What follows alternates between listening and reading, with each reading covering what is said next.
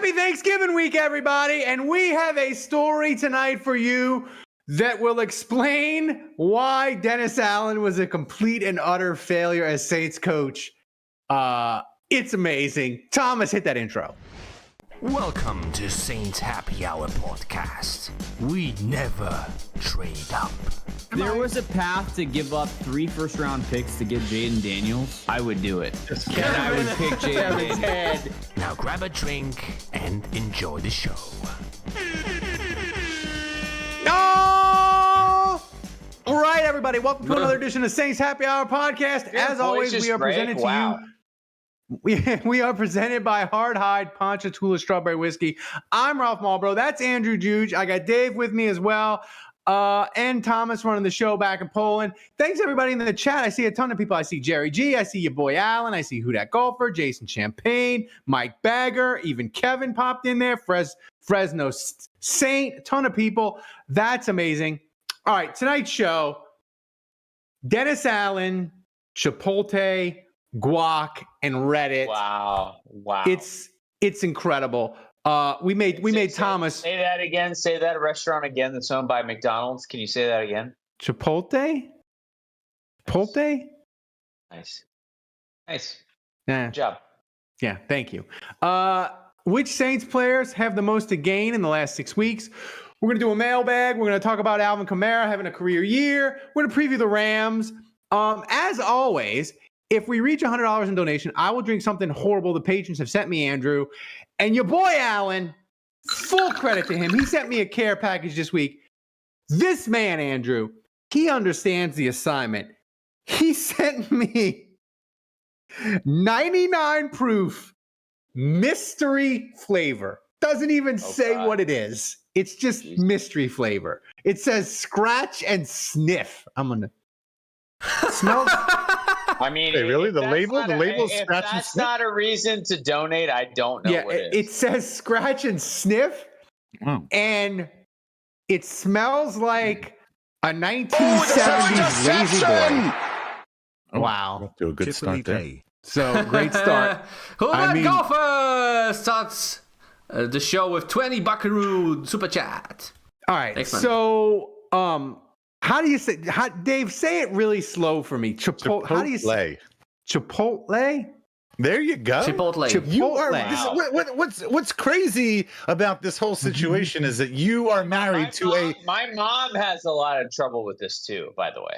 Okay, but like again, Ralph is married to a literal Mexican woman from Mexico. Her family is from Mexico, right? And he can't say Chipotle.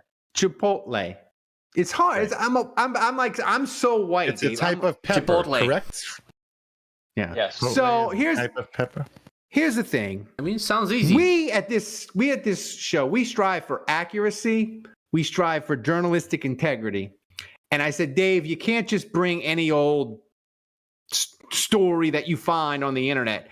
He said, Ralph, I have an amazing Dennis Allen story from America's most trusted news source, Reddit.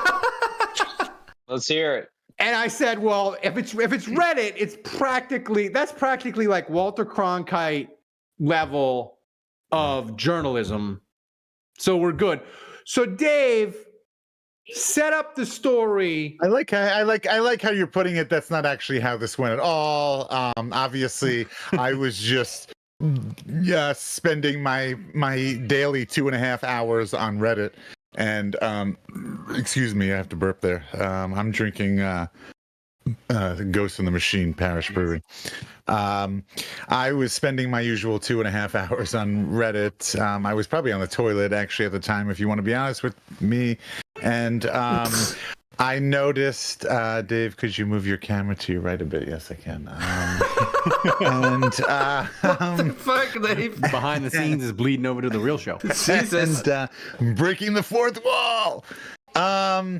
Anyway, and I noticed this epic story on Reddit, and I noticed it very early, even though it wound up, I think, kind of going semi-viral in the in the Saints Reddit, but basically a point of view, firsthand story from some random person that was a 4-year-old story that happened 4 years ago, basically explaining why they had a certain experience with Dennis Allen at Chipotle, and they knew from that very moment that Dennis Allen was never going to be a good head coach. And I want to read. Honestly, I think the only way to really appreciate it is to read it. We're not just going to recap the story. No. This story is so amazing. We decided we were going to have Dave do a dramatic reading of the story. I hope I do it justice. I really don't want anything dramatic from Dave, honestly. So Dave, set it up. Start the story. Should I show the graphic first or later? How does it work? Oh, you could do the graphic first, Thomas. Oh, maybe the story first, I think. Okay, story. Yeah, story first. If you want to play music, that's fine. But the title of the post on Reddit, and this was, when was this? This was Thursday. This was like Thursday. This was like around sometime on Thursday. I took a screenshot just in case for some reason this person decided to take this post down. But the title is, I knew Dennis Allen wouldn't be it back in 2020. And they said, this is a true story. I'm not even a Saints fan. The story has just been in the back of my head since it happened. I live in New Orleans, for context. Back in 2020, I worked at Chipotle, the one on Vets by the old Toys R Us across the street, during school for some extra cash. It was a super busy weekend. I don't know which day, but I know it was a weekend. And we had run out of guac at like 9 p.m., which happened rarely when we got super busy, as we prep all the guac that day in the AM, so once it's out, there's nothing we can do. Dennis Allen and his family walks in, and I'm like, oh shit, I know that face somewhere. And then my coworker goes, yo, it's Dennis Allen! He's a big Saints fan. I'm a Commanders fan, so I didn't notice immediately. I was on grill, but since we were shorthanded, I was helping with orders when the line got long, which it was. So I'm already stressed, trying to pump orders out, when Dennis Allen's wife goes, no guac at Chipotle? And that's not where it ends. She started going Karen on me, on not my manager, but me, since I have the spoon in my hand. I'm just like, yeah, we've been slammed, so we ran out. As we prep in the morning, sorry. I offered free queso, and she gave me a face. Who the fuck says no to free queso? Red flag. Anyways, she even told my manager once she got to the register that not having guac is quote-unquote unacceptable. I was just shocked how miserable she was. I didn't get customers like that often at all. My manager was sucking their asses, though, and literally made them guac on the spot. Or maybe we had some for online orders. I don't know for sure. But after that, she went, oh, so he was just hiding it from us? Then trying to get me fired. I literally work grill. I have nothing to do with guacamole. My line worker said we're out, so I just relayed the message. I ended up walking away and helped with more orders, as once again, we have a line out the door. It is slammed. But the real kicker is when Dennis Allen saying, gotta have that guac. I wish I was making that up. He said that in response to his wife's Karenism. That's the day I knew we were all doomed. Amazing. Too long didn't read. You ever see Dennis Allen's family throw an avocado or two at his wife? I need a shirt that says, I need that shirt. Guac. Dave. Anyway, I hope I did the reading justice, but the funny part is just like, he goes through this whole story, and you know, you're reading it and it's on Reddit and you're wondering whether any of this is true. It could be true. It could not be true. Who the hell knows? It could be copy pasta. But the second I feel like it's true. But the second he quotes Dennis Allen as saying, gotta have that guac. Like, that's the second you know it's true, because you can hear it. Like, you 100%. Can hear Dennis Allen in his voice just saying that. It's such a Dennis Allenism. And of course he's, defending his wife, who's, maybe, we could debate it. We could debate whether she's in the wrong or whether she's in the right. I don't know. You're open at 9 p.m. Okay. Well, she's in the wrong for how she behaved, but she may not be in the wrong, and Dennis Allen may not be in the wrong as in so much as saying, "I'm at Chipotle. I'm expecting guac." What's more You gotta have that embarrassing? guac. What's You more gotta have that embarrassing, Andrew? Gotta have that guac. Gotta have that. Dennis Allen saying, "Gotta have the guac," or the Saints never warming up while he was coach. What's more embarrassing? I thought you were going to say his line that you got to keep chopping wood. Either way, the answer is You gotta look beyond the guac. You gotta look beyond there. Dave, I feel like we need to make a new tier. You gotta keep chopping avocados. We gotta make a new tier for the patrons, the guac tier. And they get a gotta have that guac t-shirt and like a $10 Chipotle gift card. Chipotle. Nice. Chipotle.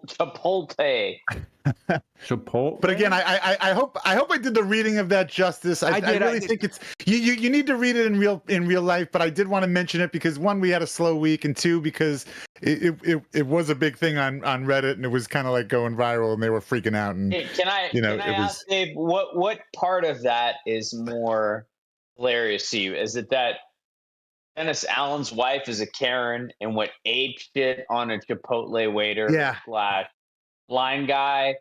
Or is it that all that went down and then somewhere in the midst of all this chaos, Dennis Allen inserts, you got to have that guac?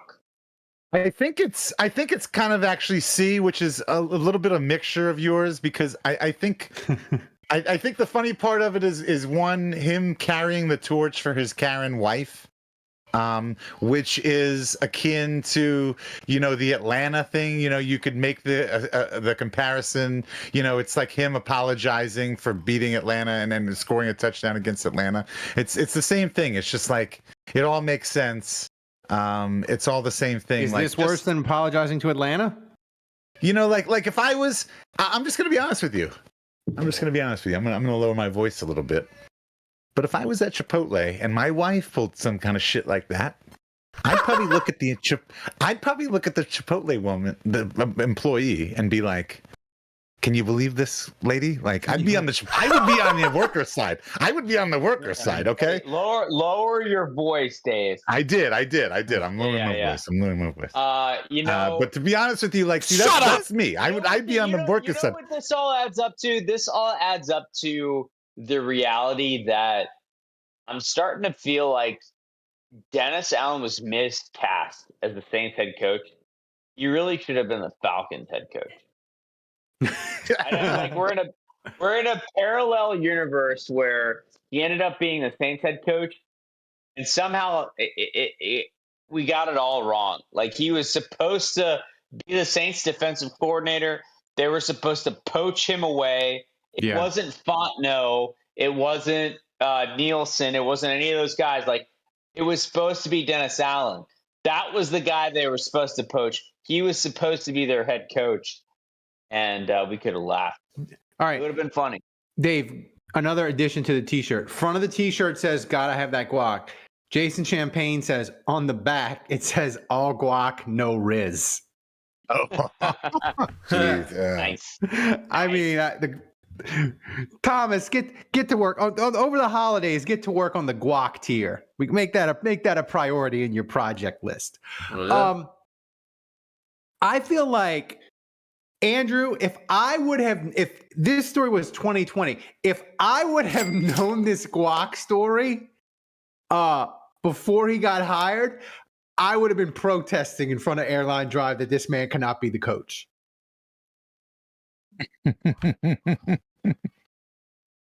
I feel like this is a deal breaker. Do you feel, if you had known this? I don't know how deep we want to go in the Chipotle not having guac. Like, I don't know how deep that rabbit hole we want to go, but like, for a long time, Chipotle's guac was amazing. And then out of nowhere, it started to get brown. Oh. It started to be lower in quality. And I Shit started like to DA? sweat the fact. Yeah. Wait a minute. Is this a metaphor? I started to sweat the fact that it wasn't available less because I was like, I don't want your fucking guac. It's terrible anyway. And then I was less interested in going to Chipotle at all to begin with. Or sorry, Ralph, Chipolte or whatever you call it. Chipotle. By next year, I'll have it. Maybe we create the Chipotle tier so I can say it correctly. I guess my point here is I would need to know what era this was in because there was an era where 2020. Chipotle guac was critical. And then it was S tier. It was S tier. And then I was less bullish on it. And then whether they had it or not, I was like, oh, you don't have your shitty brown guac? Like, okay, I'll take your bowl without the guac because honestly, your guac sucks anyway. And, so like there was an evolution there is my point. Yeah. I think 2020, like it was still like S tier guac. But I mean, by the way, I should give credit to the Reddit person. We might need to have next summer. We might need to have our bracket, the most DA thing ever, and we could just do like apologizing to the Falcons. That's not fair because gotta have that guac and apologizing to the Falcons will be 1 and 2 seeds and they'll meet in the finals and that's it and it's over.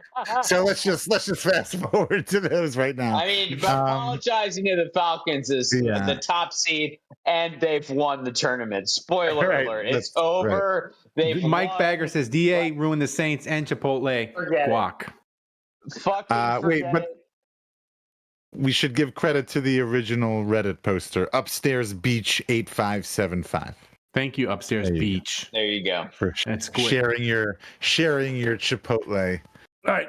DA. Honestly, how's my audio, by the way? It's not as great as it could be, but it's possible. But, you're in Atlanta. We know you're on. We know the listeners know you're on remote. I had somebody send me audio from like a 2017 podcast a couple weeks ago. You're way better than that, so you're fine. Okay, I'll take it. You're fine. You're 2017. I can't even imagine. You're better than pre Thomas audio, right? DA level audio. Honestly, this story is so amazing. I think if I would have known this story, even if they had just played a game, I think this still would have been our lead for the podcast. That's how much I love the Dennis Allen. Well, I mean, like it's like, would you have heard about would you have seen this story if it wasn't for me? Like, did you see this elsewhere out there on the internet? No, I'm trying to be more proactive and like go into Saints Reddit and like, because it's more Reddit is more. It's weird. Okay, but that's like what's crazy to me is like, this was a big thing on Reddit, and like obviously you have Twitter, but it's weird to me that like, I don't know. It's weird to me that they're so separate. Like that. Like something like this, something that happened on Reddit doesn't break over.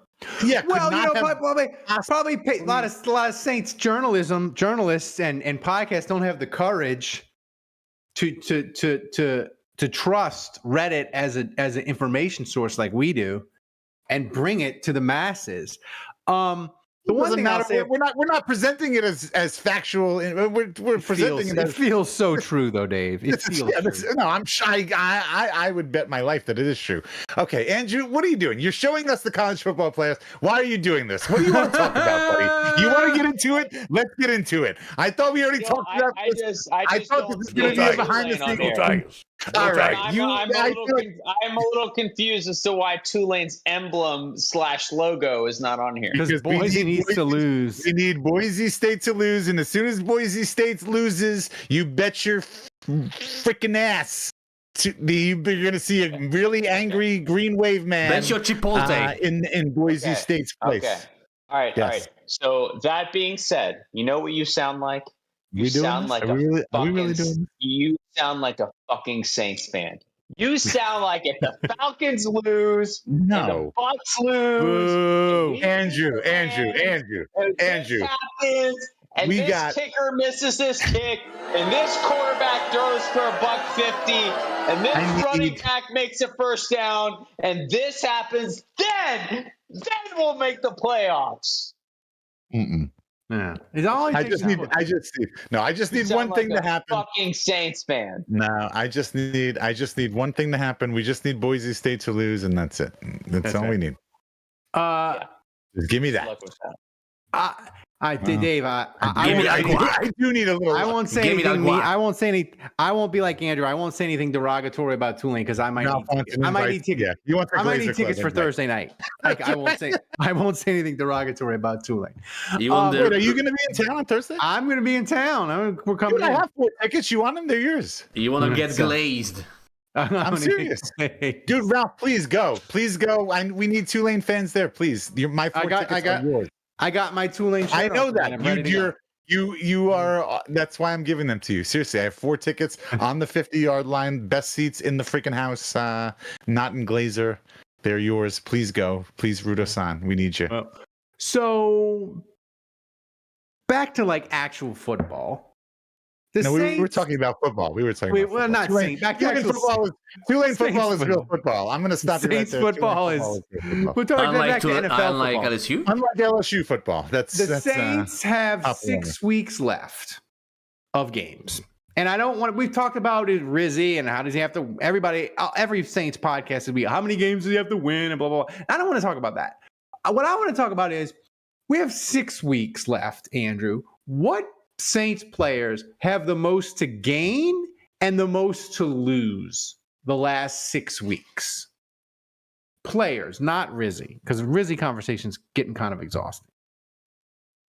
Well,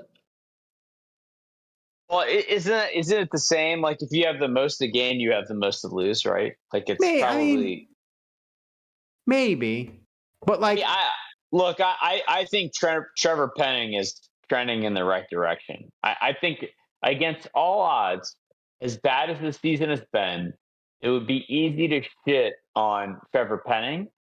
I think his season has actually been okay. Hasn't been good, but I look at Trevor Penning as a guy that is trending upwards, and he has a lot to gain / lose. Like, I think he can kind of cement himself as the right tackle of the Saints, and he could also kind of not have a great back half of the season, and we'd be like, okay, it's time to replace him. So to me, he's the most he has the biggest wave, if that makes sense. I think the person with the most to gain, it's going to sound strange, Dave, because I don't think he has any really downside. I don't think he can lose anything.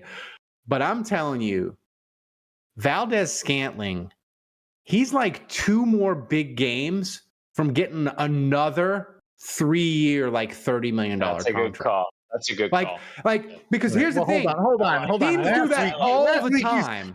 Hold on. Last week you said he was one good game away from being in the Saints Ring of Honor. So 2 good games, getting a contract. That's you're I'm just saying. Here. If 2 good games should get him in the Hall of Fame of the NFL in Canton. Well, it might, but what I'm saying is he's two more 90-yard games away from next offseason, some desperate team like the Raiders or the Panthers or the Saints don't have any salary cap, but New England, all these teams with like $100 million of cap space. We're desperate, but we can't even afford it. That's right. That's where we want. That's the great place you want your team to be in. You want them to be in the desperate category, but also in the poor category.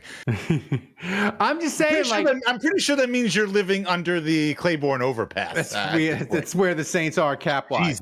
I'm just saying, Scantling, he is 2 more good games away from $30 million, like $15 million guaranteed. That's what I believe. The player with the most to lose, I think, is Kendra Miller, in a sense of he better get healthy. He better look good. If that's going to be your pick, you have to say his name correctly. Kendra? There you go. Kendra Miller. He better get his shit together. Even when you just corrected him, Dave, he still said it wrong. That was I know. Ralph can't say his name right. If he doesn't play well, he's not going to be on the roster next year. I won't have to say his name. Do you think Kendra Miller likes eating at Chipotle? I hate y'all. That's the worst We should do a joke I've segment. ever We should have a segment, Ralph versus the English language. Yeah. I mean, but you're saying Kendre Miller has the most to lose because what? He's got the most upside? Oh no, I just think the Saints are like, yes, DA kind of hated him and IR'd him, but like if he doesn't play well, he's going to come off IR in the next week or two. If he doesn't play well the last 3-4 weeks, the Saints are going to draft another running back, and his job next year is squarely in jeopardy. Well, you know what? I'm actually hold on. I'm realizing this. When he went on IR, Dennis Allen was head coach. Is that correct? That is correct. Okay. See, there you go. Right there. He's coming back off IR.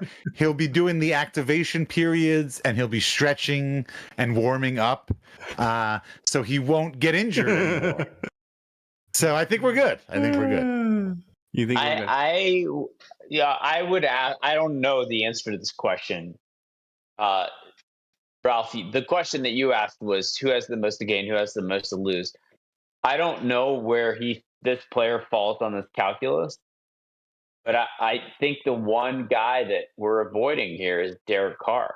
And I would ask both of you, as the quarterback of this team, a guy that's been injured the last 2 years, but when he's played, he's been pretty good. The fans hate him in aggregate. But overall, I think he's been better than he's been bad. And if you look at his statistics, he's been way better than he was with the Raiders. So I think a lot of fans like to say either hospital ball and they put him in that category, or they're like, oh, Derek Carr has always been the same. But like, no. If you look at his rating with the Saints versus his rating with the Raiders, like he's 9 points higher with the Saints, and he's been injured a lot. He's missed games, but like when he plays with the Saints, he's been good. Pretty good. So I guess my question to both of you would be like, where does Derek Carr fall on this scale, in the sense that like there's a decision for the brass to make between, like, do we need to move on and find someone else, or are we okay, like, sticking with him for a while? I think this is a good question. I think, Dave, for me, Derek Carr has put this. I feel like this is the best version of Derek Carr we've ever seen. That in itself is a problem because it's still like the 13th best quarterback in the NFL, and he's like barely as good as like peak Kirk Cousins. So that's a problem. But here's my thing. He's been so good, guys, that the Saints are in a situation. You can't just get rid of Derek Carr to get rid of him. Like the Giants were like, Daniel Jones, you're so bad. We're just going to get rid of you. And we don't even know what the plan is, because whatever we're going to get, it's going to be cheaper, and we think it's going to be better, or we hope it's going to be better. But Derek Carr has gotten into that place where, like, you can't just kick him to the curb and be like, we're getting rid of him, and there's a really good chance we might go backwards. Because here's the thing, Dave. I've seen this team, when they don't have Derek Carr quarterback, the bottom falls out of it. So they better have a plan if they're going to get rid of Derek Carr, is all I'm saying. I think he's solidified himself that he's good enough to where the Saints have to really, really wonder, if they move on from him after this year, can they get better than him, or at least stay the same? Because if they don't, the bottom falls out. Yeah, I don't know. I mean, I just look at this objectively, and like Derek Carr is a decent quarterback. He's a mediocre quarterback. I think it all compared to what? Let's start there. Mediocre compared to what? The NFL, the overall NFL, all 32 quarterbacks. Would you say that Derek Carr is the second best quarterback the Saints have ever had? No. Who would be better? Well, Taysom, of course. Taysom. Come on, Andrew. Come on. Probably Aaron. Seriously. Probably Aaron. Probably. But I guess my point here is, I'm not even standing on like this, this hill saying he's the second best quarterback we've ever had. But like after Breeze, It's pretty you're bad. hard pressed to like say like, yeah, that guy is way better than Carr. Like I think he's in the conversation. I agree. I would probably put Brooks, like Bear, Brooks, Archie Manning, or like in that bucket, right? Where the second best Saints quarterback ever. And Carr is like in the mix, and he's played like 2 injured seasons. Case him. What about Teddy Bridgewater, guys? Fine. Teddy. 5-0, Teddy. Sure. Put it in the mix. But my point here is, like, I have a point you're talking about all these guys, and like Carr's not that far off from any of them. And so if Breeze had never existed, it's interesting to think about like sliding doors here. Like, how would Saints fans feel about Carr right now? They'd be like, "Oh shit, he's the best guy we've ever had." I mean, if we went through 15 non-Drew Brees years and we were like the Browns, Derek Carr might be Bacchus. Right. And look, I'm not debating that, and I'm not trying to discount Derek Carr, but at the same time, I think in this league now, you're either actively winning or you're losing. And Derek Saints Carr is no doubt. Right, exactly. And like Derek Carr is, you've got to have a quarterback like a Patrick Mahomes or a Lamar Jackson or a Buffalo Bills guy. Josh Allen. He's very divisive, but I love him. Brock Purdy, I think, is a good quarterback. But anyway, if you don't have that and you've got somebody who's, again, I'm going to use the word mediocre, and if you want to disagree with that word, that's fine. But just in the general overall NFL scheme, I think quarterback wise, I think he's like 13, 14, 15. That's the definition of mediocre. Dave, he's serviceable, but like Dave, he's not going to be the guy. I do not think he's going to be the guy that's going to take us to the next level. He's not the quarterback, and we've talked about this before. He's not the quarterback that can overcome the issues. He's the quarterback that when your offensive line is doing great and your receivers are healthy and your running back is helping you out in the running game, he's the quarterback that is going to absolutely be able to go out there and win you a game and put up some good numbers. But he is not like those other guys I just mentioned, the Mahomes, the Allens, the whatever. He's not the kind of quarterback who is going to be able to overcome the deficiencies that your football team may have, that your offense may have, and elevate them to the next level and get you a win over those. He is absolutely not that guy. And so if the Saints next year, we were talking about next year, and what are they going to do next year?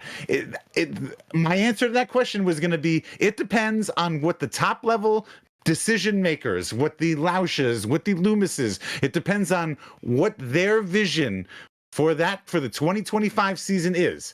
And we don't know what that is, but if their vision is, hey, we think that we have a good core of people, I'm afraid this is what they're going to say. Hey, we think we have a good core of people. We've got people in the building that can win, blah, blah, blah. We just need a few pieces.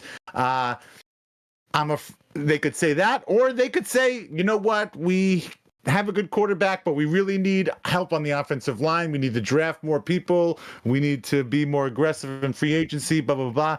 Look, I don't know what's going to happen. I don't know, but it's all going to come from the top, and it's going to come down, and it depends on them, and that's going to depend on what they do this offseason. But objectively, I can tell you where I see this football team, and that is they need help. They need a lot of help at a lot of other positions. If they had a lot of help on offensive line at other positions, yes, I think Derek Carr could be successful, but again, Derek Carr is not going to be the guy that's going to be able to elevate. Andrew, why do we have to make Dave? Hold on, Dave.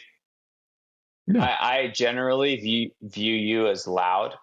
I view you as obnoxious. I view you as a blowhard. I view you as someone that has hot takes that are generally not rooted in. But you agree with everything I just said. Factual, yes. And yet, yes. I think you were spot on with everything that you just said. Yeah.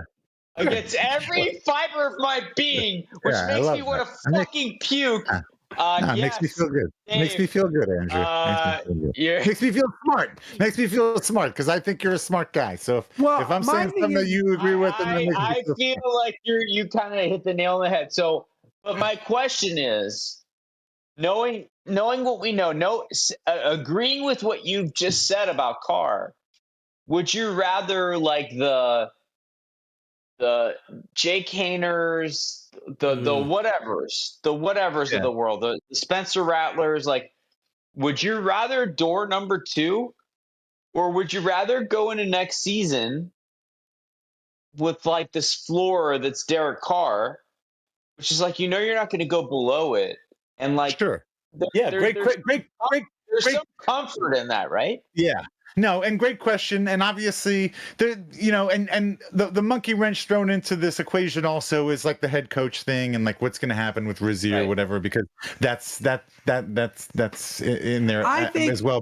But Andrew, to your point, I would love it if the again, going back to what I said, the decision has to come from the top down. But if the decision from the top was, let's really bolster our offensive line. Let's build our team around Derek. Let's do the things. Let's do the things that are going to help Derek be successful. If they're going to do those things, absolutely. But I'm concerned. I'm concerned that they're not going to do those things. Well, Dave, you do realize that. But I think that's a great idea. I want to make a first round pick into the offensive line for the Saints. Fine with me. Like, every Saints fan is immediately against you. Like, I don't give a shit. I don't give a shit. I don't think you heard one negative word from me when we drafted Fuaga. Here's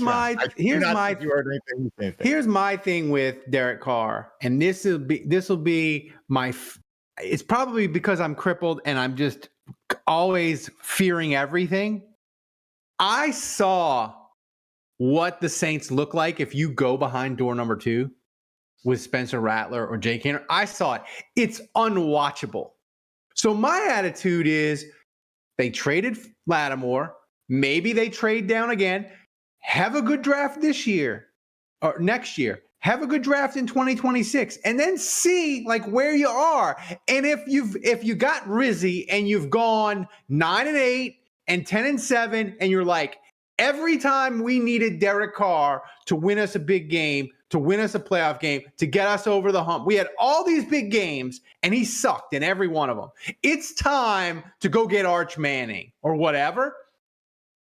Go do it. But like right now, I'm not willing to go behind door number 2 because this roster sucks. And if you have a sucky roster and a sucky quarterback, that's unwatchable. Yeah, we have the advantage of not being in what I would call 100% like desperation mode. Like we're not in the Giants. We're not Raiders. Yeah, we have decent pieces in place to build around. We have decent leadership. We've got veterans. Absolutely. I think this is kind of the same place where I guess they felt we were in 2017 or 2018 when they were trying to rebuild, but they didn't want to totally, they wanted to keep Drew. They didn't want to go with a new quarterback. I think that's kind of what they need to go back to. I think that's kind of what they're. Well, they need to start drafting better to start. Well, I agree. Of course. Absolutely. Of course. And if Kevin was here, I will pound the drum for him. My God, please, acquire as many draft picks. Make multiple draft picks. As many as you can. Kevin is balls deep into the mock drafts. Me and Kevin did mock draft 1.0 last week. You should listen to it. He's amazing. He's already knows the players backwards and forwards. It's amazing. Thomas, can you give us a quick donation update? Yes, sir. So we are on a 67-week donation. Come on, guys, make it happen before Thanksgiving. The Scratch and Stiff mystery alcohol. Oh, by the way, Andrew, the mystery flavor. Show that you're thankful for this show. I mean, Mike. 99 proof mystery flavor. Just saying. Hard Hide Ponchatoula Strawberry Whiskey is amazing. Hard-Hide Ponchatoula Strawberry Whiskey is a strawberry-flavored whiskey blended with aged wheat whiskey, American light whiskey, Cocktail & Sons strawberry and lemon syrup, fresh strawberries from Jonesdale Farm in Ponchatoula, Louisiana. It's 86 proof. The whiskey is blended and bottled at the Sugarfield Distillery in Gonzales, Louisiana. You can pick up a bottle wherever fine spirits are sold in Louisiana, Mississippi, Texas, and Tennessee. To learn more and to find a location to get a bottle near you, go to hardhidestrawberrywhiskey.com. Hard-Hide Ponchatoula Strawberry Whiskey is supporting Saints Happy Hour all football season long through the draft. So support the people who support the show. Grab a bottle of Hard-Hide Ponchatoula Strawberry Whiskey today. Andrew, Ralph, I do the actual donation update, man? Because you just interrupted. Yes, do it. Sorry, Thomas, do it. Okay, thanks. We are at 42 now %. Thanks to Jason Champagne for $2.83 with donation message. Toilet equals Dave's thoughtful spot. That was when Dave read that thing from Reddit. And also thanks to Ron Amok for double 10 buckaroo donation and tying the MVP. Who that golfer is the MVP leader right now. Thank you guys. Andrew, I saw the Nick Underhill video of Alvin Kamara. Interception! Oh wait, Beat Rams or the season is over. Andre George, 50 buckaroo donation, becoming the new MVP leader. Andrew wants to make it 2 weeks in a row. He won last week, guys, by the way. Wow. So we are $8 away. Oh my damn. Wow. Yeah, I watched the video. I forgot to text Andrew.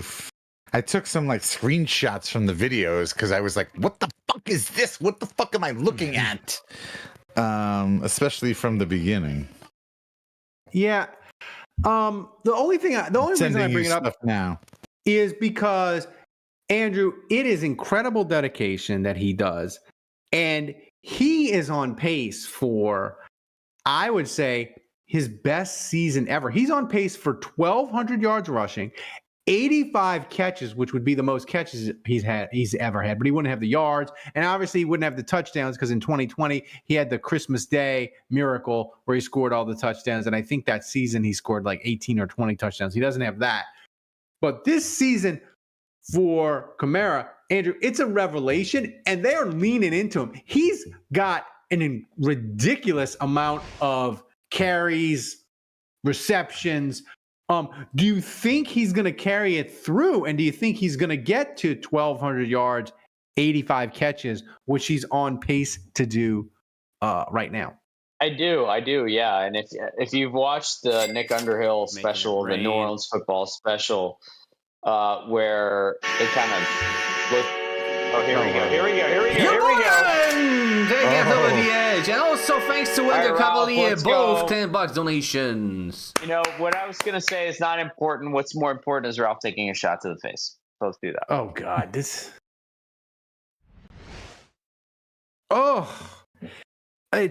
It really does smell like you ever go to like your grandparents' house and they have that like cover on the couch, that like plastic cover? Yeah, like the plastic cover, and if it's like new or clean, I mean, you're putting me like 30 years back into my memory, and it smells really strange. It really does smell like that. It smells like it smells like, that's great. Basically, you know what it smells like? It smells like old people, is what it smells like. Drink it. Great. Drink it. Robert.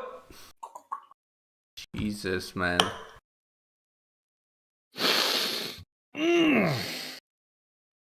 Oh. What was the mystery flavor? What was the flavor? Ooh, spicy. That fire hits, boy. Ooh, that is zesty. It is gross. You know what it tastes like? It tastes like Malort with like a splash of lemon. Like, so, Sally, I need help. What do you give it? You give it a 9, 8? I give it like an 8. It doesn't have the Malort finish though. The Malort lingers. It doesn't have that, but the Malort finish is undefeated. Mm-hmm. I can't give it a 9 or a 10 because it doesn't have the Malort finish, but it's gross going down. And I will say what that flavor do you think it is? What? I mean, you don't like some kind of lemon. I don't know, like lemon. It was very weird. Like is it like Airheads? Is it always the same flavor, or is it different? The mystery Airhead. Kind of. It just like thing is, Dave. It didn't taste like it smelled at all. So, okay. So it didn't taste like. What did it smell like? It smelled like old people. It tasted like kind of like Malort with a little bit of lemon, like just. Oh, that's kind of what I expected old people to taste like. I don't know. It's just thanks to your boy Alan sent me. He understands the assignment. He's got like permafrost. He's got Hennessy. He's got just a bunch of horrible things that he sent me. He sent me some sort of 99 proof coffee shot, which we'll mix in next week. Somebody said, "Oh, by the way, my commitment, people think I'm wavering. I have not wavered on I will drink a shot of mayonnaise if the Saints beat the Rams. I'm not wavering on that. They just didn't play the Rams yet. They got to beat the Rams for me to do the shot. I'm not wavering on my commitment." But back to Alvin Kamara, like, I don't even know how to put it in perspective, Andrew. But if he has a career year at this age with this team, with no receivers, with Derek Carr at quarterback, with this crummy defense, where would this rank on if he puts up 1,200 yards and 85 catches? Where would this rank in single season accomplishments for Saints receivers, running backs? I think it would be at the top. And so sorry, before I was rudely interrupted by the donation. Very rude. Really so rude. So rude. Take your fucking money back. Take your fucking money back. Dick. No, thank you for donating and supporting the podcast. That's awesome. But no, I mean, look, if you had seen the Alvin Kamara bit that New Orleans Football did with Nick Underhill and Mike Triplett, and they did that together, and they show you kind of a look behind the scenes of the things that Alvin Kamara was doing to get healthy and able to play, and you start to realize that starts to look a lot like what Demario Davis has been doing and what Drew Brees did before them, and Tom Brady, if you've ever read his book, this diligent commitment every day to how can I give myself the best chance of playing this week. And so I think there's some things that Kamara is doing now that he wasn't doing a couple of years ago. Yeah. And so it's not that surprising that he's better, because he's rewinding the clock back in some ways. And so, yes, I do think he's going to have the best season of his career. I do think he's going to have the best season ever in Saints running back history. And I think it's no coincidence. I know he's getting older. He's getting closer to 30. And so in some ways that might be surprising. But I think in some ways he's the most committed to the craft he's ever been. Yeah. The thing is, to me, Dave, that was interesting about that video is he admitted, he's I'm obsessed with the process and always making sure I'm healthy. And no, we're not talking about I did not watch it. Admittedly, I did not watch the full. First of all, I have a few things to say. First of all, it was a 35 minute video that was done by Nick and Mike and New Orleans Football, and I thought they did a great job. I think it's cool that they're doing stuff like that. I think we should acknowledge that. It's outside of the box, not your normal times pick advocate bullshit or shit. I don't mean to say that negatively toward all that stuff, but and admittedly, I did not watch the whole thing, but I was watching the beginning of it,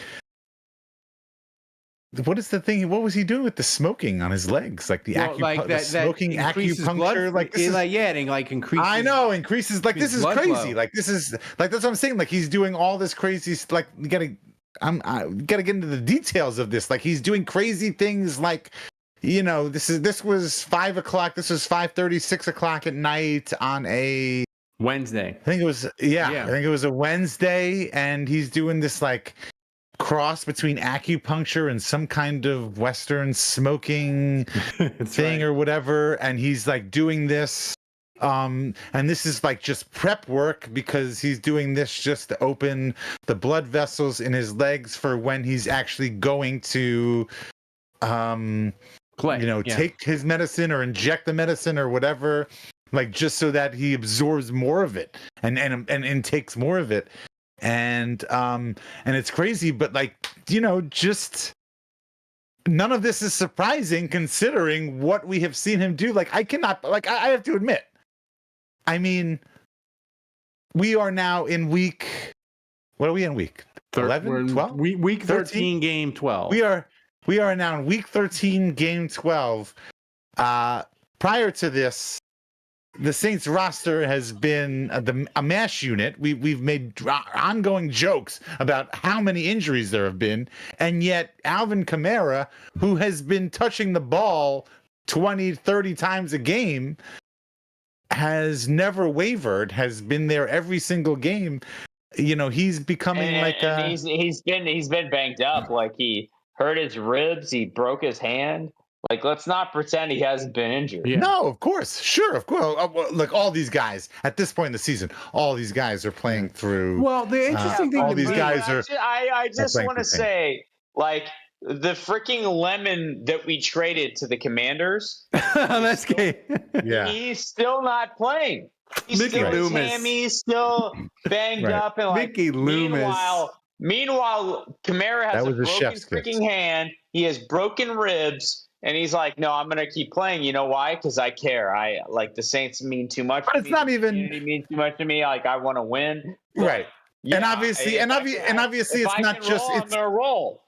Yeah, and obviously it's not just playing. It's not just being there and dressed and being on the field. It's contributing at a ridiculously high level. Like he is still going out there and leading this team in rushing and catching and touchdowns and I mean, my God, it's well. The thing that was most interesting about the Kamara thing is he's totally dedicated to the process, but he's almost also like, the records and the winning, like he's almost detached from it. He's like, when I grew up, he's like, I didn't follow Barry Sanders. Like, I'm not interested in being someone else. Like, no one, I don't idolize people. I just play and do the best I can. It was really interesting how dedicated he is to the team and the process, but like the results, not that they don't matter, but he's like, whatever happens, and it was just really. I don't know. Well, see, that's the thing is, I don't know if I believe that. I think maybe that's maybe a little bit of a put on. Maybe that's Mr. Joe Cool. That's what you say. You don't want just. That way, and it's kind of like covering your bases, covering your ass, because if you don't want to go out and say like what's the alternative? What is he supposed to say? I want those records. I want this, I want that. Well, what happens if you don't get that? Michael Thomas was always like that. I want the record. I want the most records. I want the most catches. I want the most yards. I want the most money. I want it all. Fair point. Fair point. But the final thing, Andrew, with Kamara is we just talked about how dedicated he is. I want to make sure we wrap up with just how goddamn amazing and awesome Alvin Kamara is. I mean, like he's on pace. That needs to be the overarching. I have to admit, I was wrong. I'm glad that we re-signed him. He's on pace, Andrew. He's on pace. Let's say he averages 15 carries the last. Deservedly so. After watching that video, like whatever he gets, and I won't even say gets, whatever he earns, because it's not him getting it. He's earning it. Like he's doing this. Like and like I would hate to see him, earn some kind of record or whatever, and then go on TV and be like, "Oh, I want to thank God first." Like, no, fucking thank yourself. Thank you. You did that. You fucking did that. Yes, exactly. F God. God didn't do that. You did that. Okay. Whoa, you did that.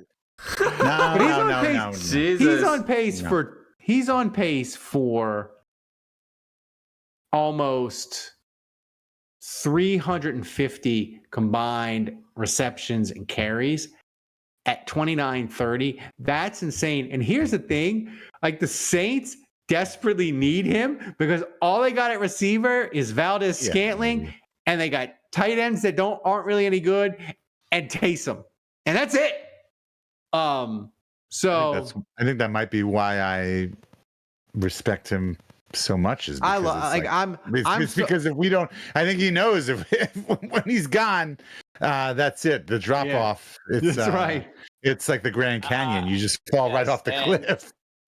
I'm gonna pick up on a thing that I put out there on Twitter real quick. The whole hospital ball thing that Carr is getting criticized for. I reached out to everyone I knew in the league currently, and I was like, "Hospital balls, is that a thing?" And everyone's like, "No, like that's not really a thing in the league." Okay. My mom will be interested to hear this. And then I went further. I was like, "Well, if hospital balls were a thing, is Carr like at the top of the list?" Yes. And everyone was like, "No, like." If anything, Carr is viewed as really accurate. Like he's an accurate quarterback. Therefore, he's not like in the echelon of guys that like throw inaccurate balls that put receivers in a position to get hurt. Like Carr's at the bottom of the list. And there's a lot of guys that are like listed ahead of him.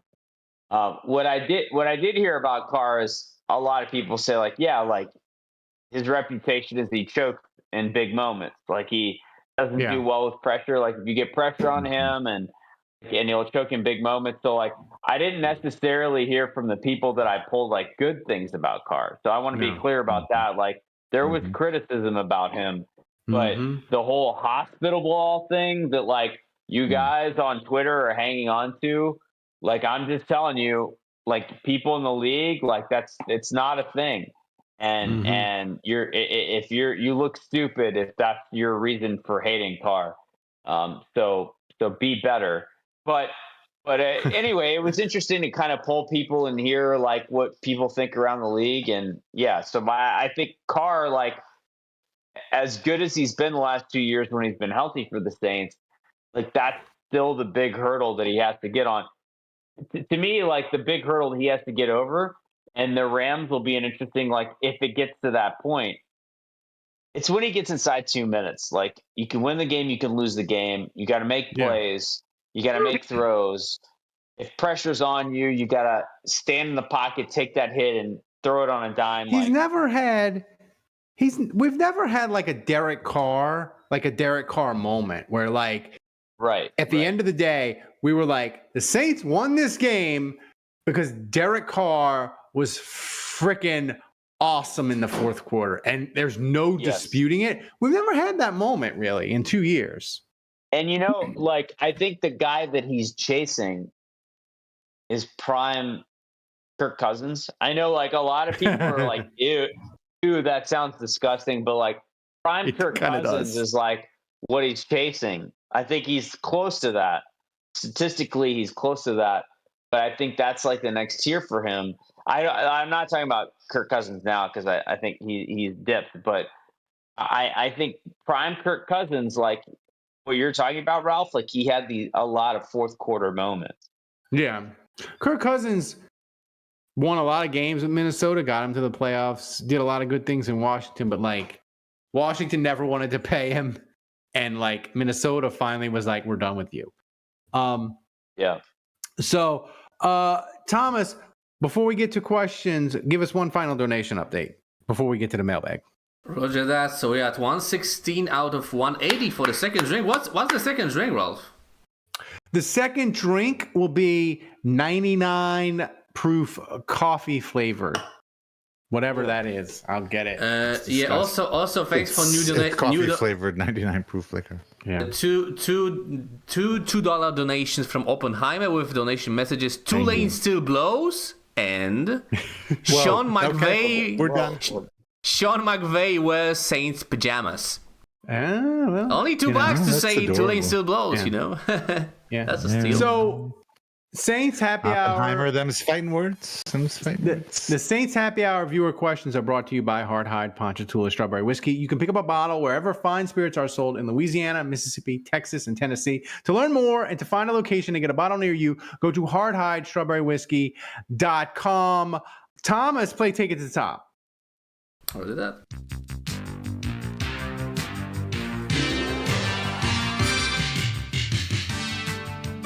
All right, Thomas, what's first question? Okay, surprisingly, this week we didn't get that many questions. But we'll make. All right, first question from your boy Alvin, who's still with us in the chat. Still with us in the chat.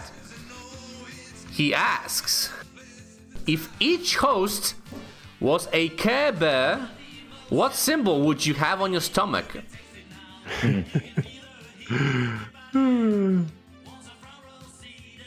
I can't reference old school Care Bears. Like I don't. Care Bears? They had each one was themed. Yeah, and they like had a rainbow, a cloud. Yeah, like a rainbow, a cloud. They had like this Care Bear did this specific thing. Yeah. I mean, what's the app logo for What's the? I mean, mine would probably. I'm doing Kevin's. What's the app logo for Tinder? His would be the logo for Tinder. The fire. Yeah, there you go. That would be his. Mine would be the blue wheel. Mine would be the blue wheelchair. Yeah, that's what I also thought. But it would have to have a bottle of like a beer can or something. Dude's drinking. Oh, I like that. In the wheelchair. I feel like Dave would be the clown. Candy. Oh, the candy. Clown face. Is that an option? Yeah. I was going to say, can I be like a green wave emoji or whatever? No. No, you may not. I don't know what I would be. Andrew would be money. Yeah. Money? Yeah, that's right. That's right. For the bouginess, or like or gold. The one that flies with the wings Money on. Money bags. Yeah. I like that. I accept. I humbly accept. And your bear would have a top hat, you know. I never watched the Care Bears, so I don't know. I didn't really watch. It's our generation, but I didn't really watch it. I think it was more for girls. Was that more for girls? I didn't know such thing existed even. I had to Google it. Yeah, I think it's more for girls. It's not a thing in Poland. Yeah. Ralph's would be, the handicapped person for sure. Handicapped. I mean, it's the wheelchair, but I got to have a person in the wheelchair drunk. Right. Kevin would be Tinder's logo, you say. Or like a broken heart, maybe. Also. Oh, yeah, there you go. Right, I feel like if you redid the Care Bears now, they would be emojis. Like they would have emojis on their stomachs now. Yeah, that makes sense. Your boy in the chat, someone in the Discord said nougat for Dave. No, I mean, I'll take it. Speaking of nougat, I'm going to get a snack. All right. Okay, next question. From Badridge this time. Would you rather draft the best running back, the best defensive tackle, or the best edge rusher? Edge rusher. Final answer. I mean, this one's easy, but it's not even close. I think when you're picking a team, the first thing that you want is a quarterback. Period. End of story. Obviously, if you can get an elite quarterback, that trumps everything else. After that, I think corner, pass rusher, left tackle are the top three things in no specific order that you want. So, pass rusher was one of the things in that hypothetical. You mean that over running? What was the other thing? Running back. Running back and DT. And here's the DT. Give me an edge rusher all day. I mean, it also I think depends who's the best edge rusher, DT, and the running back in the current draft. Here's the thing though that Kevin got me hip to that I didn't realize, and it makes Trey Hendrickson for the Saints even more of a unicorn in that if you want a 10-sack defensive end, you got to draft him in the first round. 10 sacks defensive end, outside linebackers, you don't find those in after the first round. Like the odds of you finding them are like 1 out of 1,000. That's why Trey Hendrickson was a freaking unicorn for the Saints. Like he was a 10-sack guy multiple years that wasn't in the first round. Granderson's kind of a unicorn too. Kind of, but he hasn't hit 10 sacks yet. But to your point, it's just if you want to find an above average, really good defensive end, you better pick him in the first round. It's just one of those things. You can find other positions later in the draft. Edge, especially running back.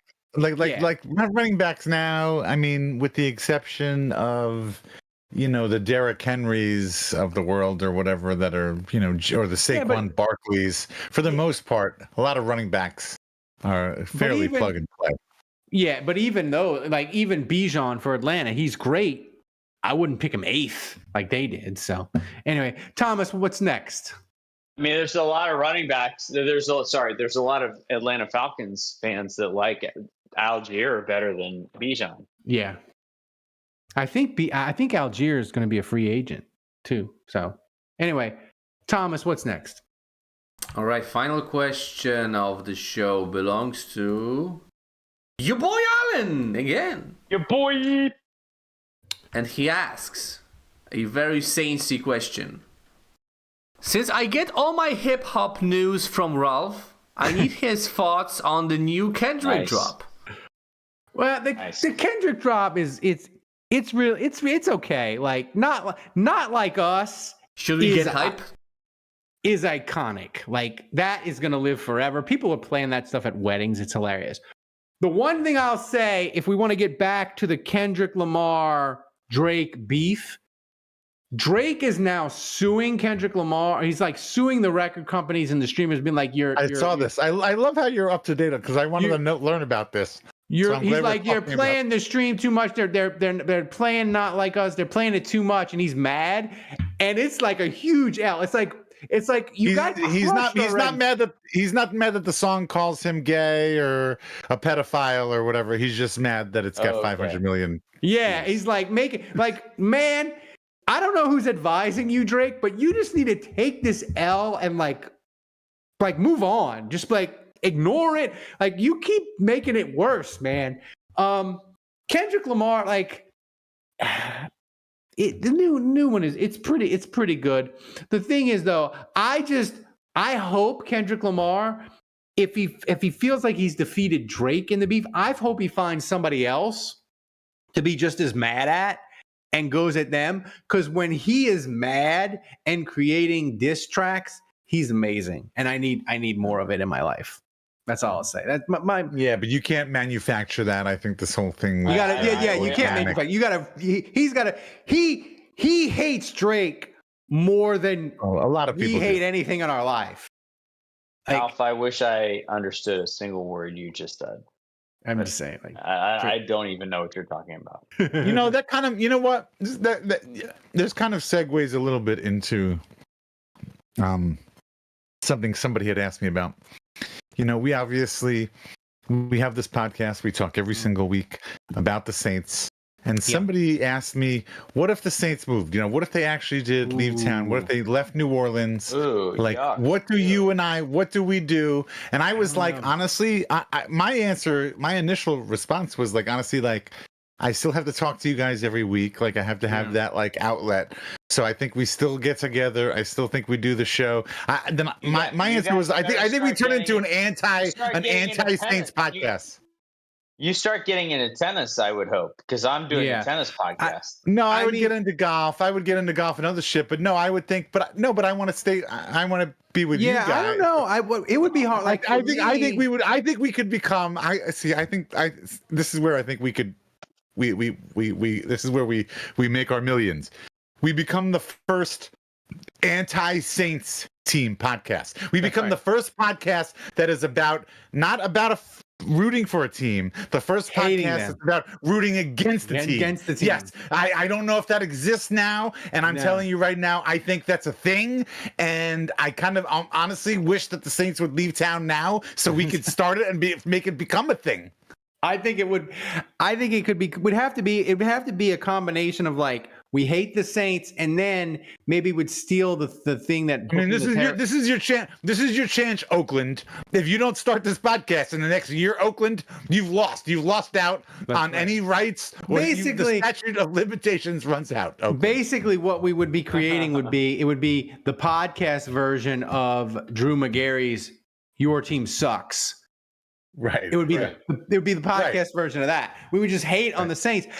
Like, here's the thing. The Saints are so ingrained in my life. I don't start every episode with gumbo, yeah, blah, blah, blah.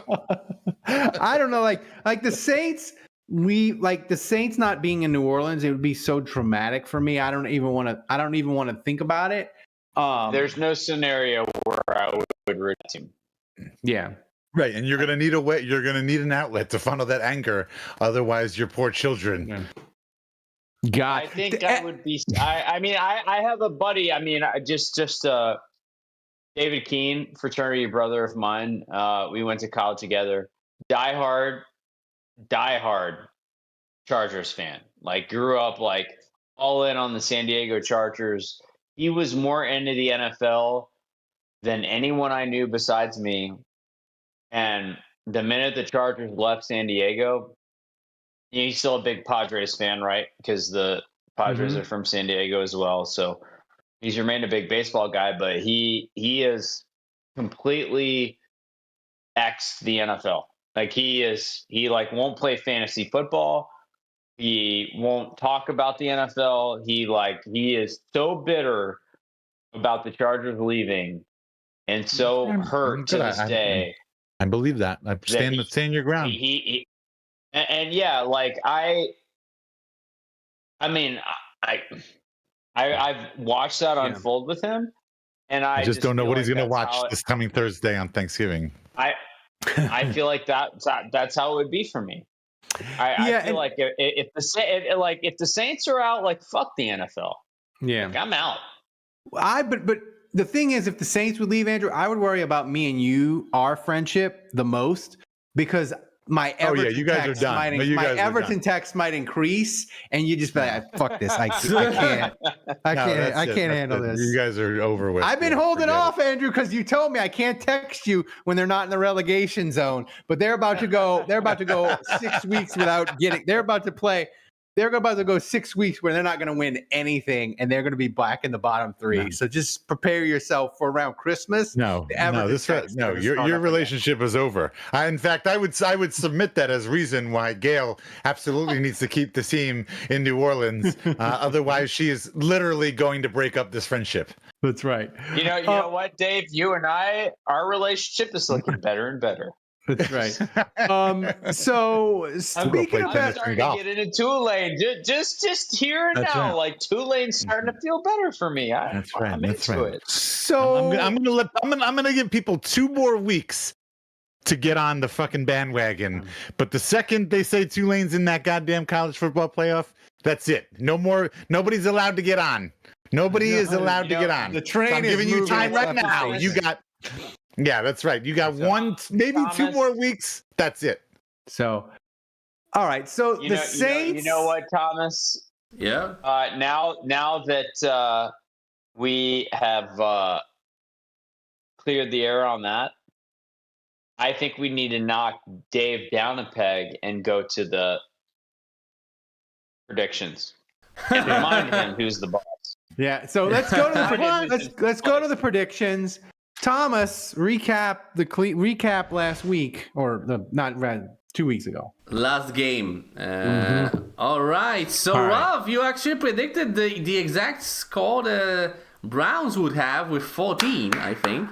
So you get plus 4 points for that. Right. I don't think you noticed that, but everyone predicted the Saints to win. MVS got Dave plus 2 points for his fantasy football. And you still don't have him in Saints uniform, Thomas?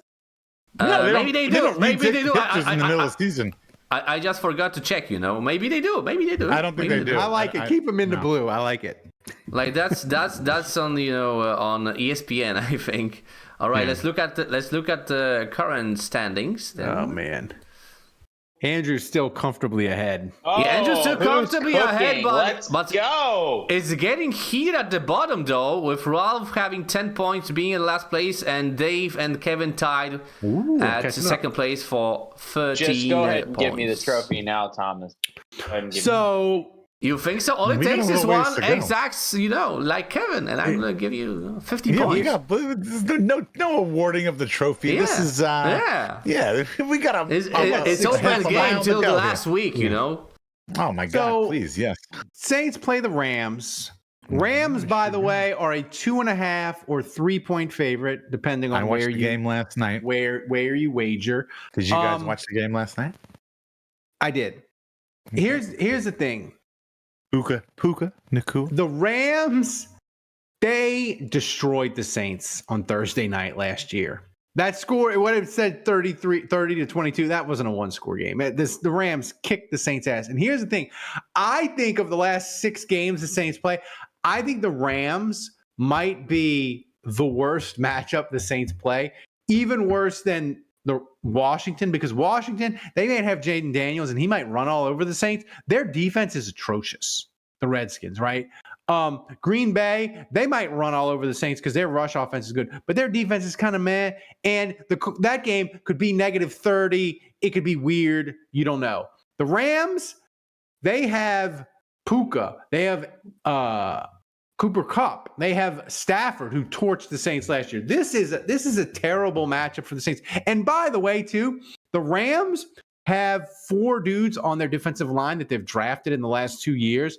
They all can rush the passer. And I think that's a nightmare for this Saints offensive line. The Saints offensive line, it can do okay when they're like, just block Myles Garrett. If we just make sure he does not wreck our game plan, they're fine with that. Or when they play Dallas and, they had Parsons, you can block one guy. The Rams have like 4 B+ guys. That's a problem. I think, Dave, this game is shaping up like the Dennis Allen special last year, where the Saints, they play a team that's clearly better than them, the Jaguars, Detroit, Minnesota even. And a quarter and a half in, you're like, they're getting their ass kicked. It's Rams 20-3. And they fight their way back. And the final score, you look at it and you're like, it was kind of close. And you're like, no, if you watch the game, it wasn't. Thomas, I forgot the score that I gave you. I think it was like 31. It's been a while since you forgot, so 31-21. 31-21 Rams. That's why, I want to drink the mayonnaise. I'm not shucking my responsibility. I will drink the mayonnaise gladly. But part of the reason why I said I will drink the mayonnaise is because the Saints are going to get, I think, kind of skull-dragged in this game. I think the fun, Rizzy vibes are going to die. But I think come kickoff at 3 o'clock, we're going to be all in, because I think the Chargers are going to go to Atlanta and beat the Falcons. And that'll make the Falcons 6-6. And then we'll be like, hey, Saints could beat the Rams. We could be 5-7. We could be in this thing. But I don't think it's going to happen. I think Rizzy Mania, the chance of Rizzy getting the job, really start to diminish. The Rams are going to kick the Saints' ass, I fear, Sunday. My player of the game, Juwan Johnson, going to have nice garbage time stats that he is kind of semi-famous for. He's my player of the week. But that's my pick. Is that the first time that he's taken Juwan, Thomas? Or? Yeah. Okay, that's the first time. Okay. All right, so who's next? Should I go Kevin next? is next, I guess. Kevin. You think Kevin's next? Who do you think Kevin predicted? No, you definitely go last, Andrew. Yeah, you definitely go left because you're ahead by miles. Who do you think Kevin picked to win? He picked the Rams. He did. He picked the Rams to win 30-20. Wow. So similar score to Ralph, just 1 point shy both. And do you have a player of the game, or do I need to call him? I do, but you're not gonna guess who he picked. Like holy shit, Kevin wants to lose, man. I think he's with his lady friend. He doesn't care about us. I'm gonna guess a defensive player. Or could it be his UDFA son? Mm-hmm. Holker? No. No. Oh, that would have been He Father, picked Son, Thanksgiving month. Kevin Austin Jr. Oh, wow. Kevin went with a Kevin. I like that. Yeah, Kevin with the Kevin. Does he get double points if he does well, Thomas? I don't know, maybe, All right. I don't know if Dave's going to like it, but... Dave, what do you got for us? Dave's not going to protest them. No, I'm checking my Twitter account to make sure that I give you the right score. I didn't understand because Thomas wanted me to submit my player submission, ahead of time and not live on the show, and I'm not sure why. I don't even know if I can pick him. But as far as the game's concerned, the Saints versus Rams. Okay, well, we'll see. I'm sure you'll find a way to penalize me. No, you cannot. You cannot. I mean. Okay. All right. Well, anyway. I am apparently in the same boat as Ralph and Kevin so far. I don't see the Saints winning this game. We're not at home. We're away. No, we're they're on the at west. home. Oh, wait. I got to go to this game. Yeah, 3:00, buddy. What? Oh, wait. This Sunday? Yeah, this Sunday, 3:05. Oh, wait. Hold on. Seriously? Yeah. Let me check. You looked at it and you said, "Oh, it's 3:00. It's West Coast." No, it's in. Is that December 1st? Yes. Shit. What do you mean? Let me check. Yes, the answer is yes. It's the home. All right. Well, Trust us. Dylan, did you know we're going to the Saints game on Sunday? Oh, you did? No, I wish you would have told me that. All right. So Saints have a home game against the Rams on Sunday, 3:00, 3:15. Hey now. Is that? Hey now. Is that? Then you can see which team is on the right and on the left, right? I'm assuming that's going to be on your local Fox affiliates. Oh, it might be changing. Okay. Yeah. I was going to say that might be on your Fox affiliates. Anyway, regardless, I did watch the Rams play last night. Was that last night? They had the Sunday night game? Sunday night. 2 nights ago. 2 nights ago. Right. This is airing on Tuesday. Okay. I don't think they're that great, but that should tell you how highly I don't think of the Saints, and as not great as I think the Rams are, I do think they are a little bit better than us. I think Matthew Stafford's a better quarterback. Obviously, I think they've got Puka Nacua, who's a weapon. I think they're a better coach, despite my love for Darren Rizzi. I think they're definitely a better coach team. What's his face is certainly an X's and O's guy. He's got Sean McVay. Thank you. He's an X's and O's guy. He's got a photographic memory. Yeah, if you asked him what play the Rams ran on November 13th, 2015, he would be on the in the third quarter with 12 minutes left to play. He would be able to tell you exactly what play he called. It's wild. It's crazy.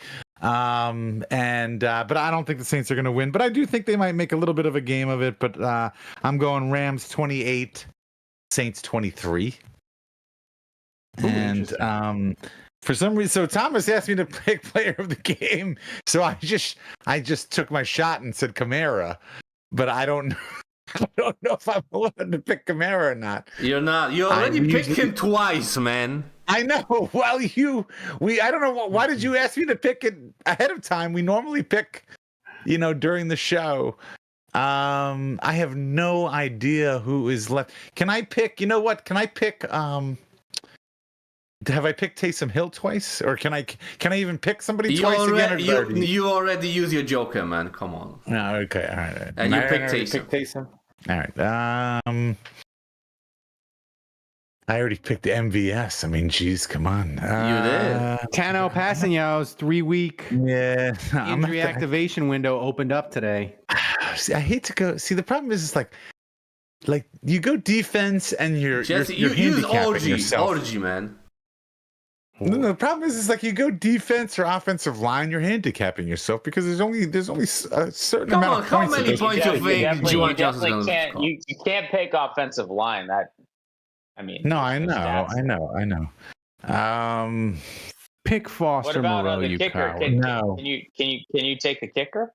Wait, He no, I can. already took Hayball, right? Did I take Hayball? I think I took Hayball. You did. Yeah. Can You I got take 0. Groupie? And yeah, surprisingly, I you will can. take Groupie, please. Thank you. Damn. Thank All you. right. Okay. There you All go. right, Andrew, what do you got? Thank you, Andrew. Okay. You know what, guys? The amount of disrespect that Rizzy Magic is getting right now. Here we a go. little bit. It's a little. Here we go. We disgusting. got an outlier. Rizzy Magic is a thing. Okay. Mhm. I don't disagree with that.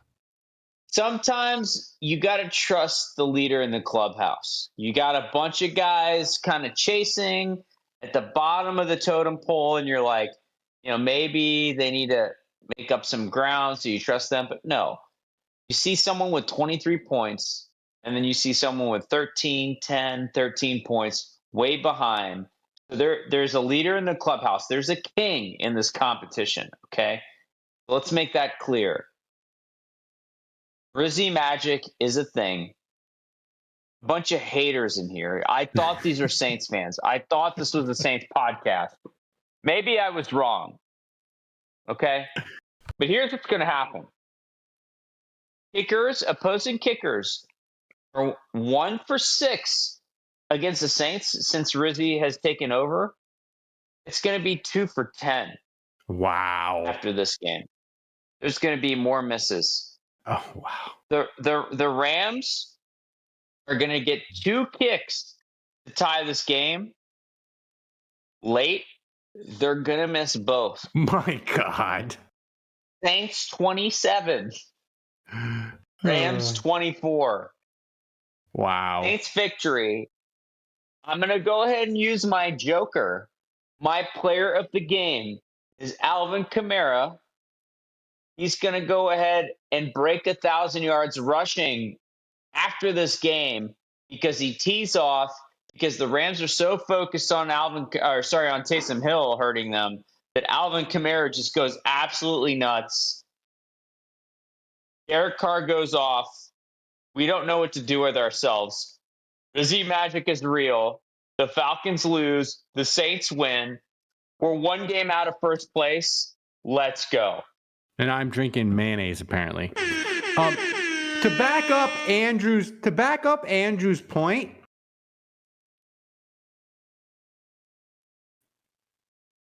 Cardi is trash. 21. Whoa. He in the 2024 NFL, 76% made field goals is trash. So, I'm just saying he's got a point there. I will say, if the Saints beat the Rams, I am 100% certain these 2 things will happen. I'll be drinking mayonnaise, and the second thing that will be happen, Rizzy is going to be the Saints' full-time coach. They beat the Rams, it's not official, but it's basically a wrap because they'll be 5-7. That means they're probably getting to 8 wins. It's done. So those 2 things will happen. I hope you're right, Andrew, but you won't be. The Rams are gonna skull drag the Saints. Question: is this going to be blue plate mayo?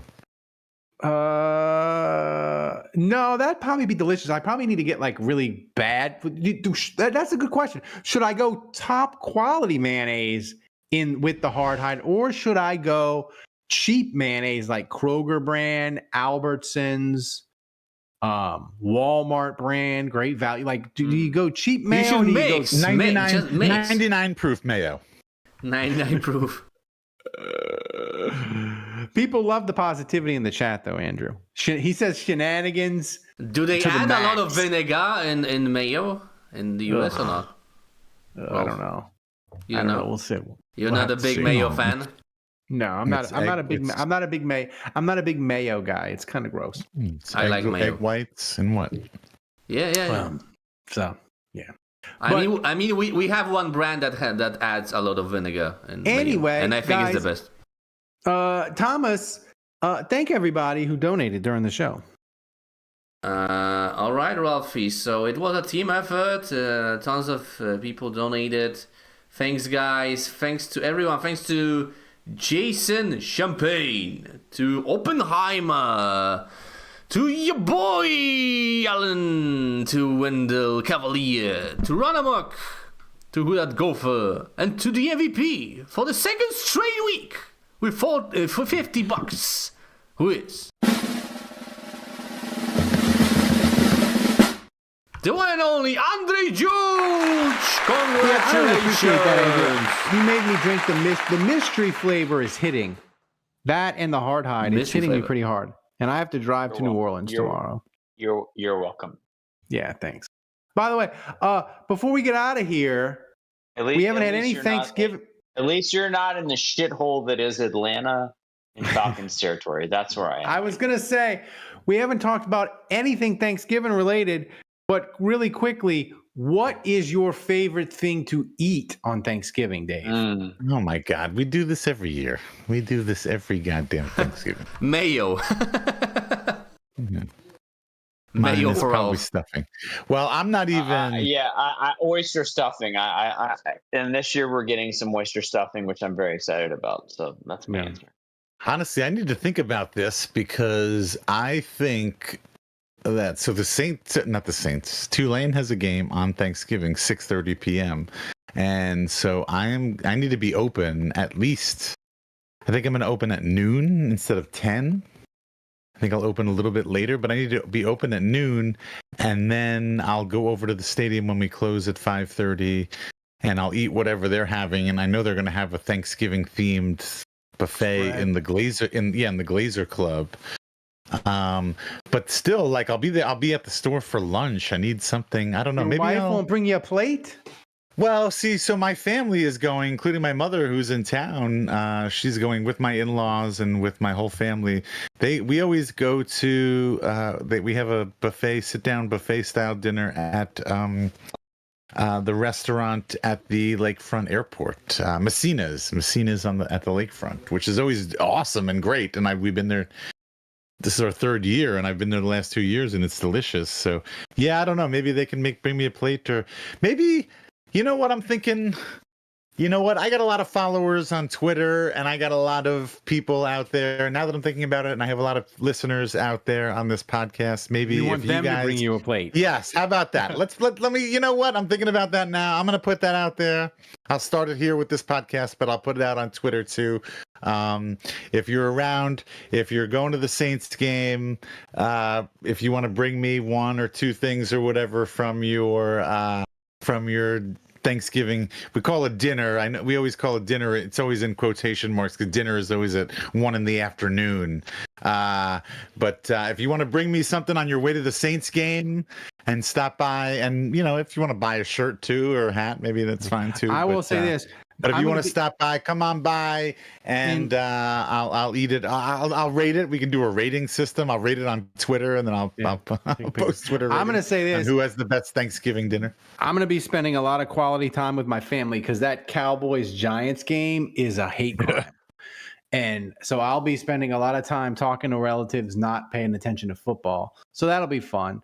But guys, thanks for joining us. Thanks for supporting the show. And thanks for watching. I hope you enjoyed the show. I hope we made you laugh and all that stuff. And go to patreon.com/Saints Happy Hour. Become a patron. Give us a shot. Every little bit helps to make the show better. And by the way, in the chat, I put a link. We're giving away 5 free subscriptions to anybody who wants to become a patron. 2 months for free, totally on us. Click the link, boom, it's yours. It's in the chat, find it, it's amazing. And it's a great way to support the show. Follow us on the socials, wherever you get your podcast. Everybody, have a safe and happy Thanksgiving. Rest of the week, you get the behind the scenes, that's all you're gonna get. We're gonna be drinking and doing all that stuff on Thanksgiving. But Sunday, come 6:30, you'll get your post-game show. We'll see you then. Thanks for joining us. Until then, the bar is closed. Happy Thanksgiving, everybody.